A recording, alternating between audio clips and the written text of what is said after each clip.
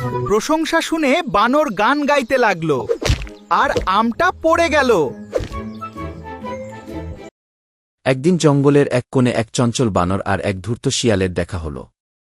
বানরটা সারাক্ষণ লাফালাফি করে আর ফল খেয়ে মজা পায়, আর শিয়ালটা সবসময় কিছু না কিছু ফোন দিয়ে আটে। একদিন শিয়াল ভাবল, এই বানরটা তো বেশ ভালো ফল খায়, দেখি ওকে বোকা বানিয়ে কিছু ফল হাতানো যায় কি। তাই সে মিষ্টি গলায় বলল, বন্ধু বানর, তুমি তো খুব বুদ্ধিমান। শুনেছি তোমার মতো সুন্দর গান আর কেউ গাইতে পারে না ঘি। বানরটা একটু অবাক হয়ে বলল, আমি আবার গান গাইতে পারি না কি? শিয়াল বলল, অবশ্যই পারো। তুমি যদি গাও পুরো জঙ্গল মুগ্ধ হয়ে যাবে ঘি। বানরটা একটু লজ্জা পেল, কিন্তু প্রশংসা শুনে তার মাথা ঘুরে গেল। সে ভাবল, আচ্ছা একটু গান গাইলে ক্ষতি কি। তখন সে গাছের ডালে বসে মুখ খুলে গান গাইতে শুরু করল। কিন্তু গান গাওয়ার সময় তার হাতে ধরা পাকা আমটা নিচে পড়ে গেল।